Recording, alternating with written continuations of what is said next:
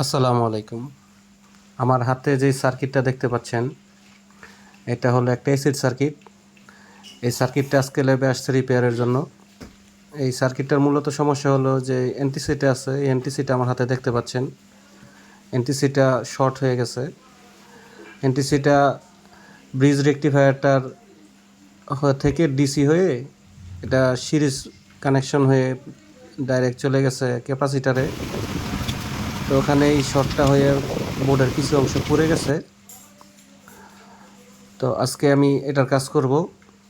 এটার কানেকশনটা যা ডাইরেক্ট চলে গেছে ক্যাপাসিটারে, এবং ক্যাপাসিটার থেকে গেছে একটা বিএলডিসি ফ্যানে। হয়তো বিএলডিসি ফ্যানটা শর্ট আছে। বিএলডিসি ফ্যানের যে সাদা কানেক্টরটা আছে দেখতে পাচ্ছেন, এই সাদা কানেক্টরটা থেকে বিএলডিসি ফ্যানে কানেকশন গেছে, এবং এই সাদা কানেক্টরটাতেই এই এনটিসিটি হয়ে এই এনটিসিটা চেঞ্জ করব, এবং চেঞ্জ করে আউটপুটে ভোল্টেজ দেখব। যদি সব ভোল্টেজ ঠিক থাকে আউটপুটে, ডিসি 12 ভোল্ট, ডিসি 12 ভোল্টেজটা যদি প্রপারলি আসা পড়ে, তাহলে আমার কাজ শেষ। যে সার্কিটটা নেবে তাকে বলে দিব যে বিএলডিসি ফ্যানটা চেক করে তারপরে কানেকশনটা দিতে।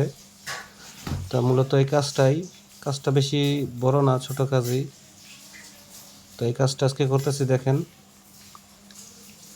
আসলে আমি আগে কাজটা করি, পরে বয়স বসাই।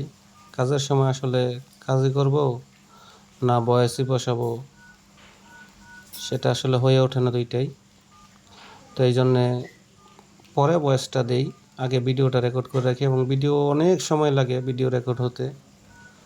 তো একটা কাজ করতে অনেক সময় লাগে, এত সময়ের ভিডিও তো আসলে ইউটিউবে বা ফেসবুকে দেওয়া যায় না। আমার কাজ শেষ। দেখেন, আমি এসি লাইন দিতেছি। এসি লাইন দেওয়ার পরে ভোল্টেজটা চেক করব, সাথে মিটার আছে।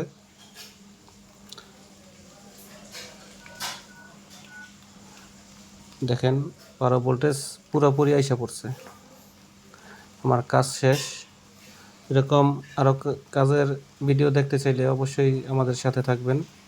এরকম ইলেকট্রনিক্স যত রকম সমস্যা আছে, এই জাতীয় রিলেটেড ভিডিও আমি আমার চ্যানেলে দিই।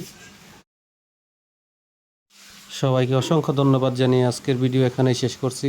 আসসালামু আলাইকুম।